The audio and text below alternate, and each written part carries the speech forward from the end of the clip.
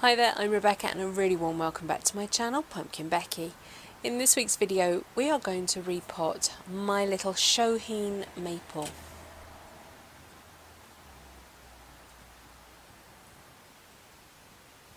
Let's get started.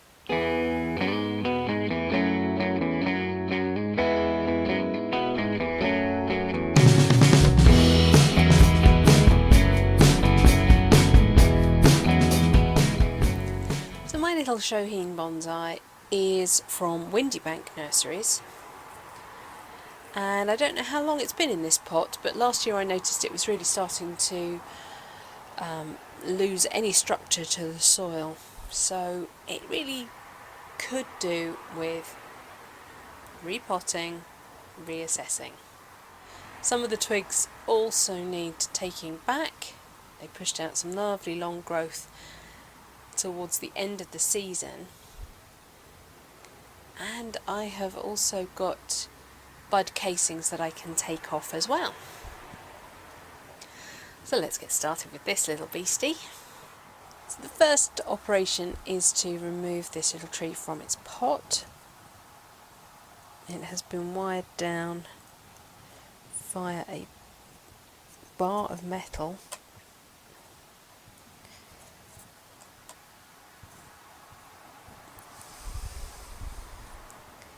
which could explain something that I have been seeing further up in the tree, which I will reveal to you in a little bit.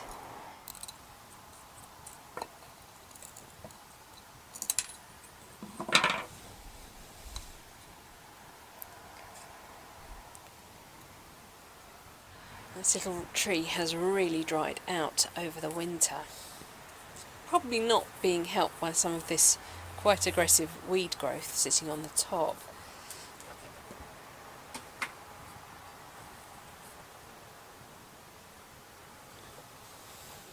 I'm going to be putting it back in the same pot. You can see how dry it's got. It's actually been really hard to get moisture into the system because it's just got so broken down.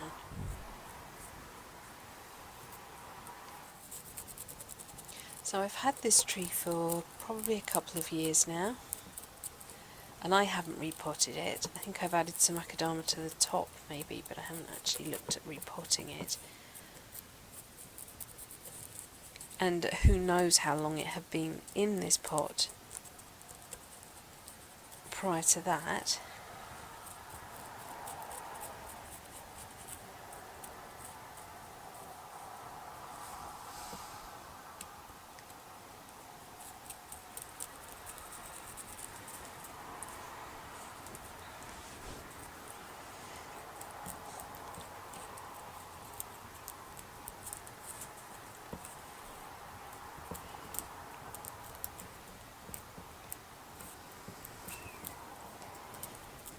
I have been giving the trees water during the winter.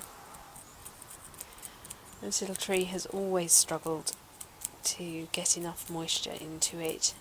I mean, it puts on a magnificent display every year of leaves, but it's a battle keeping it wet enough, and hopefully this operation will help that.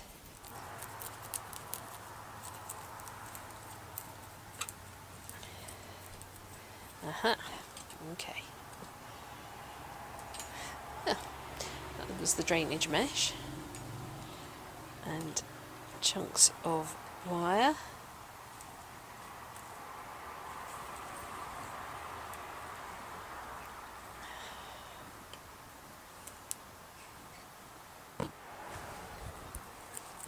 So I still haven't got to the one that I want to show you. I have gradually been cutting it away, but it's still very definitely there. It's actually this bright section you can just see here. It's a piece of wire that goes right through the tree.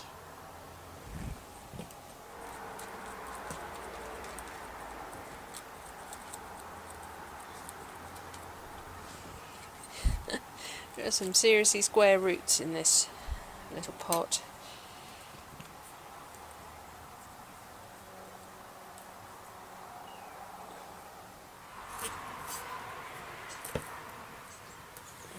just going to sort of try and comb this out a little bit. I think I would rather like to remove this root here, if not all of it, then at least some of it. It does has actually a much finer root sitting on top of it, which has healthy root, and there's root going down into the pot as well.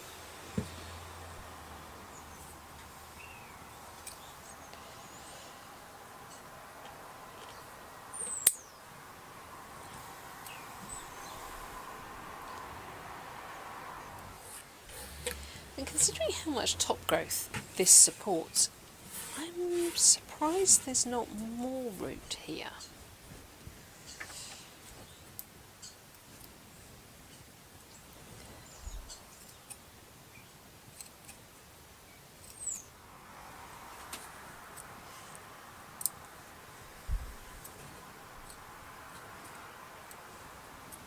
So I'm pruning back to encourage new root growth, to encourage branching of the existing root growth,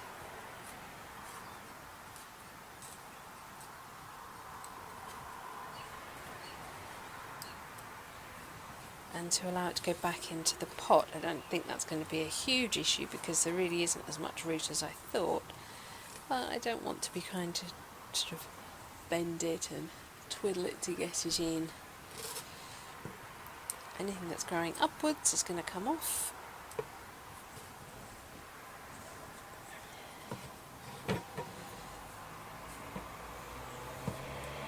Let's bring the pot back in, and you can see I've still got roots which are hitting the sides, so I need to reduce that again somehow. Good.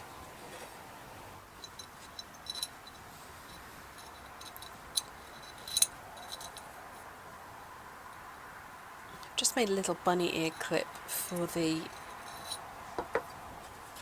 drainage mesh.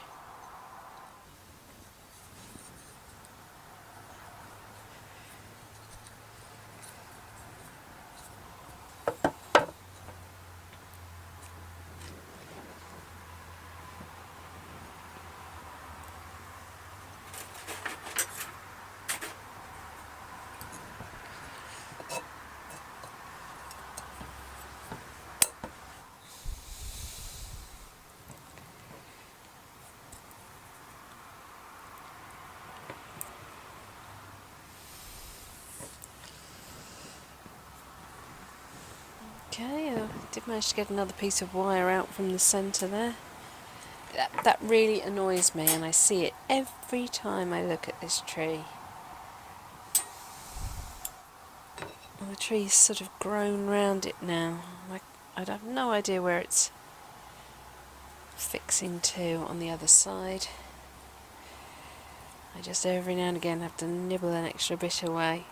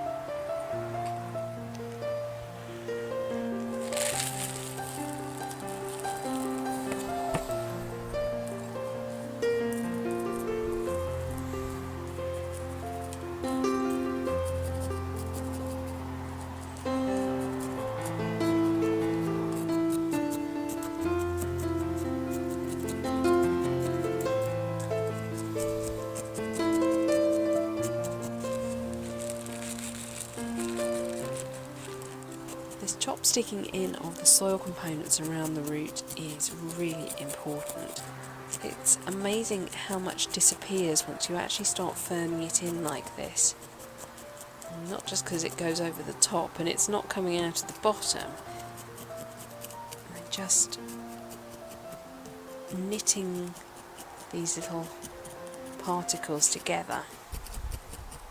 You're not trying to crush the particles, it completely defeats the object of using these soil components, but by knitting them together it will make the tree really stable. You will have eliminated air pockets and you can allow air and moisture to flow through the system. It's important to remember the edges of the pot as well, including the corners.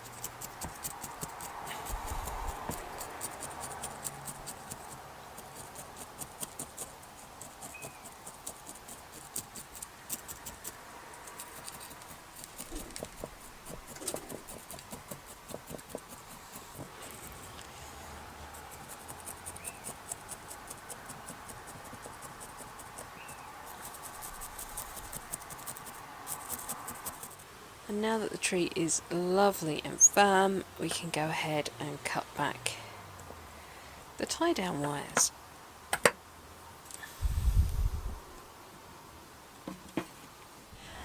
Now I'm going to come back in and shorten the really long, strong growth that happened last year.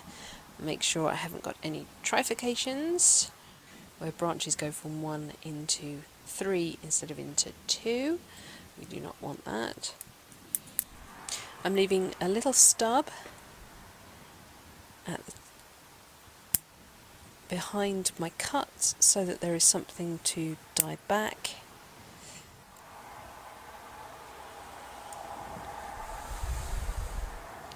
I'd like to cut that back further, but I can't see any other buds at the moment, so I'm just going to let that one do its thing for the moment.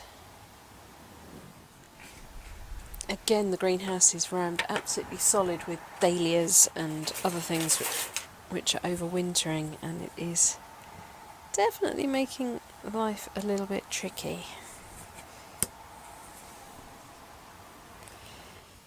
Maples will push buds from further back down the branches, so you don't have to worry too much, but if you have a long, straight, vigorous piece which doesn't appear to have any buds on it, you can wait for it to do something before you try and cut it off.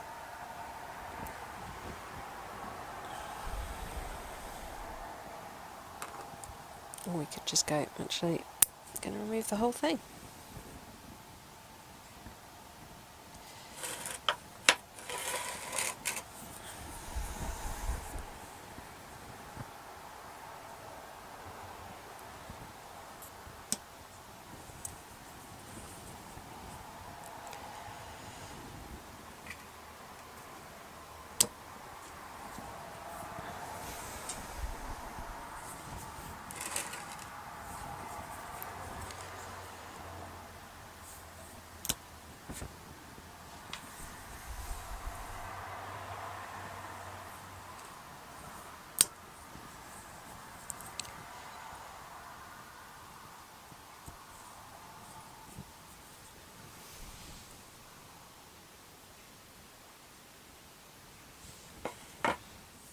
So I've now finished all the pruning work, the repotting. It's had a really good water, and now we're going to go through and do the very delicate operation of removing the bud casings using some little tweezers.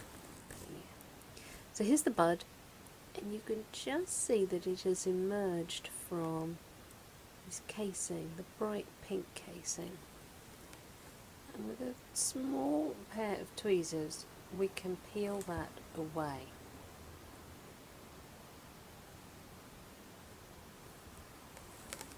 That can help reduce the early growth from elongating too quickly.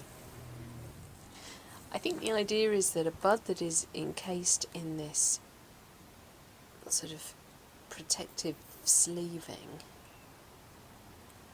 will try to push out faster to get beyond it and into the sun than one that isn't.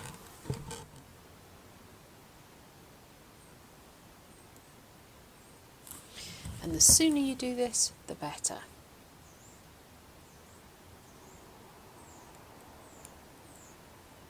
And you can see I've only just got buds starting to push.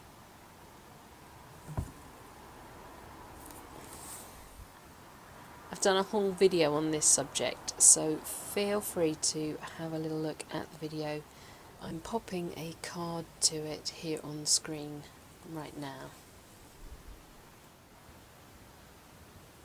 So that repotting should keep this little tree going for several years now, at least. And it might not even need a full repotting that time, it might just need some of the top scraping back and replacing. Right, that's it for this week's video. Thank you so much for watching.